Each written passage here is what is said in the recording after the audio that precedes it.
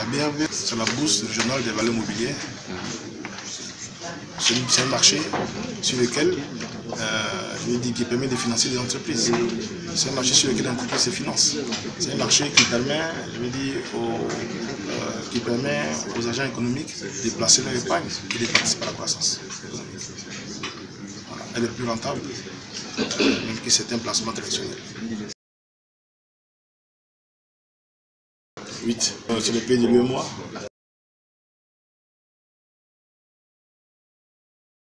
C'était véritablement de voir dans quelle mesure la bourse peut contribuer à l'émergence d'une nation. Je pense que cet objectif, ce thème s'inscrit véritablement dans l'air du temps. Aujourd'hui, tous les États, nos leaders politiques, nos gouvernements, chefs des voies et moyens ont affiché clairement leur désir d'émergence. Cette émergence ne se fera pas seulement au niveau du gouvernement, c'est l'affaire de tous. Donc nous avons jugé à notre niveau opportun de venir véritablement parler du marché financier, du marché des capitaux et de leur apport au cours de ces séminaires, au cours de cette conférence, à nos jeunes frères qui sont préoccupés par des étudiants, des entrepreneurs, en vue véritablement de leur faire découvrir, je veux dire, de les sensibiliser sur les opportunités, les potentialités du financement du marché des capitaux.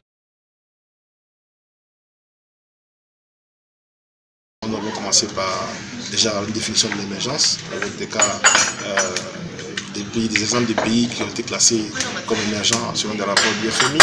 Ensuite, nous avons, je veux dire, rappelé la notion importante de la gouvernance. Nous avons parlé du développement du marché des capitaux en Afrique, et notamment le développement du marché des capitaux africains et celui de la BRVM. Et nous avons également parlé, apporté un éclairage sur le financement de l'entreprise, les outils, les instruments financiers qui sont disponibles sur le marché financier, l'étendue, je veux dire, la profondeur de notre marché.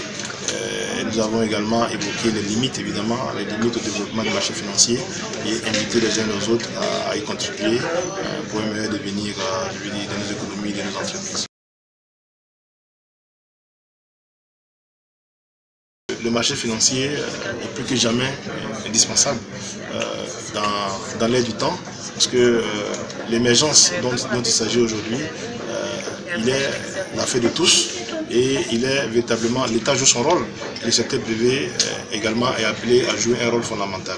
Et qui parle du secteur privé par l'entrepreneuriat, et les jeunes gens ici sont ici interpellés. Et l'essentiel aussi de cette conférence, c'était simplement de leur apporter, de leur faire comprendre qu'il ne faudrait pas qu'ils soient effrayés, ou bien que le financement constitue un frein à leurs initiatives.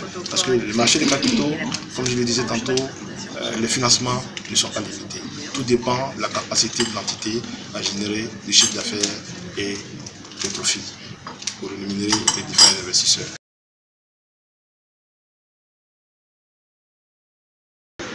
La méconnaissance du marché financier, et je vais dire le changement de mentalité qui s'est fait assez lentement, nous pensons.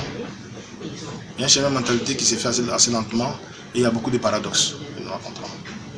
Premier paradoxe, par exemple, nous savons que nous avons des efforts à faire en termes d'information, en termes de sensibilisation.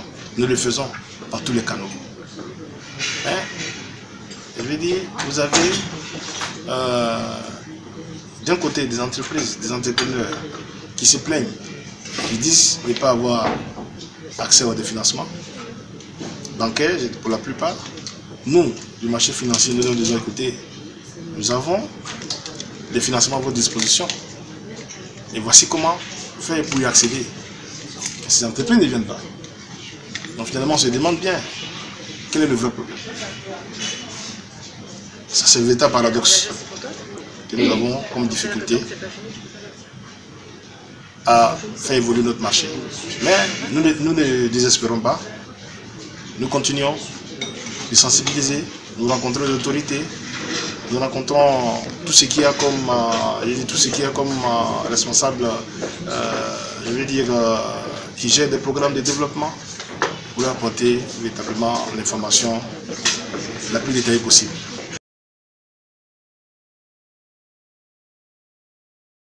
C'est vrai que l'État nous appuie.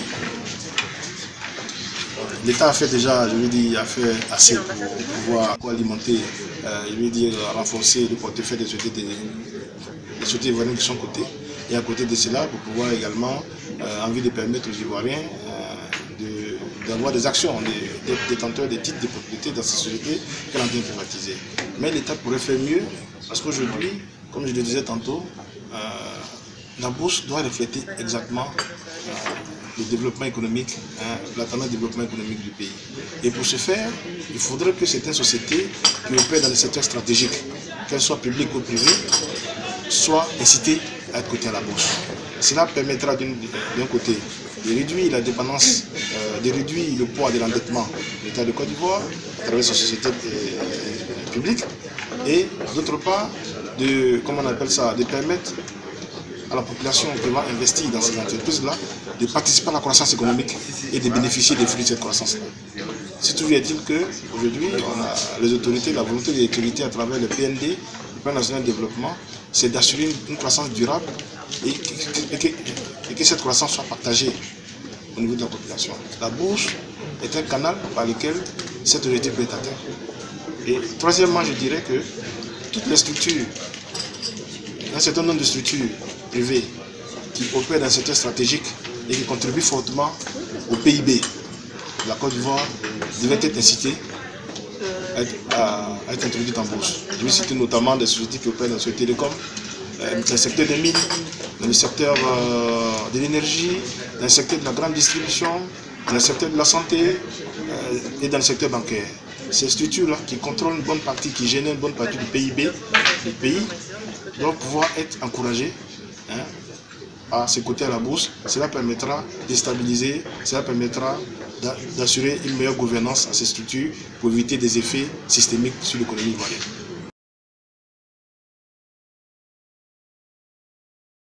Ça dépend de quel type d'entreprise je vais donner. Nous avons un certain nombre de critères, nous avons des marchés. Nous avons globalement deux grands marchés. Le marché des actions, qui comprend deux compartiments, le compartiment des grandes entreprises et le compartiment des entreprises moyennes, et vous avez un compartiment des obligations. Donc pour revenir au marché des obligations et des actions, il y a un certain nombre de critères. Il faut déjà être une société anonyme avec conseil d'administration, et puis avoir un capital initial de 500 millions quand on est une grande entreprise. Capitalisation boursière 500 millions à l'introduction, donner un certain nombre de ratios, obéir à un certain nombre de ratios de gestion, notamment il faut que sur les 3 dernières années qui ont précédé l'introduction, vous ayez déclaré une marge nette sur chiffre d'affaires qui soit supérieure ou égale à 3%. Ensuite, vous devez ouvrir 20% au moins de votre capital sur le marché. Concernant et avoir 5 années, pouvoir fournir 5 années de rapports certifiés, compte audité et rapports certifiés. Ça, c'est pour le compartiment des très grandes entreprises. Ensuite, à côté de cela, vous avez le compartiment des grandes entreprises où des conditions sont un peu allégées, sont plus allégées que sur le premier. Là, il faut avoir une capitalisation boursière à l'introduction de 200 millions de francs CFA. Ensuite, une société anonyme, comme j'ai dit tout à l'heure. Le ratio de marge nette n'est pas requis. Il faut être prêt à ouvrir son capital à 15%, à 20%, mais là, il y a une flexibilité. Si vous n'êtes pas prêt à ouvrir à 20%, on vous permet d'atteindre ces 20% sur 5 ans, à la date d'introduction. Donc, avec 3 années de compte audité, je crois que ça suffira. Ensuite, sur le marché des obligations, là, comme je disais tout à l'heure, le marché des obligations, ce sont des dettes à long terme qui permettent de financer les infrastructures, le développement. Donc c'est un marché qui est ouvert aux États. Les États, ça peut être les sociétés d'État, ça peut être l'État central, ça peut être les collectivités territoriales, les mairies, les communes, les régions, et également les sociétés internationales. Également, les sociétés privées peuvent avoir recours aux emprunts obligataires pour financer leurs besoins d'investissement productifs, en infrastructure, et ainsi de suite. Comme je disais, le montant minimum à la capitalisation doit être de 500 millions. Initialement, ça veut dire le montant que vous pouvez emprunter. Le minimum, c'est 500 millions sur le marché. Donc c'est pour vous dire tout l'éventail des financements dont on dispose, des instruments de financiers dont on dispose sur le marché pour accompagner les entreprises, les différents acteurs selon leurs besoins et selon leur plan de développement.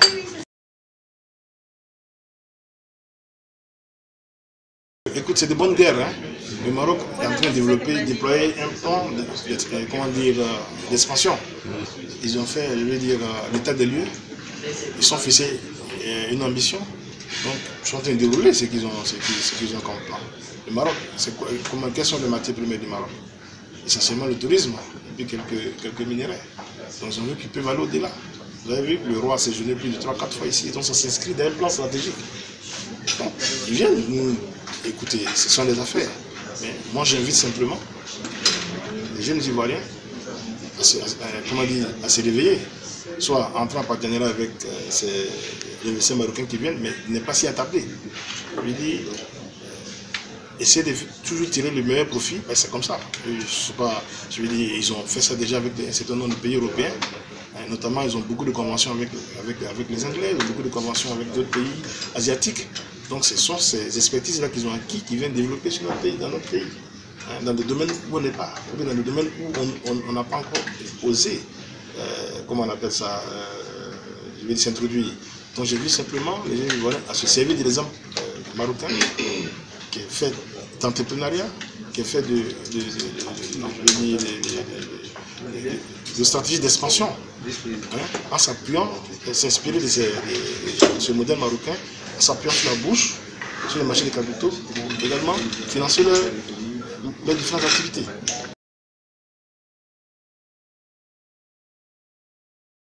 Nous, au niveau du marché financier régional, au niveau de la bourse, nous sommes toujours disposés. Véritablement, nous avons entamé une campagne de sensibilisation d'information sur les opportunités de financement d'investissement sur le marché financier régional. Et nous invitons les uns les autres véritablement à désormais avoir recours au marché financier, à inscrire le marché financier, la bourse dans leur plan d'investissement, dans le plan de financement, parce qu'ils ont tout à y gagner. Et les financements, et le marché, et la visibilité de développement.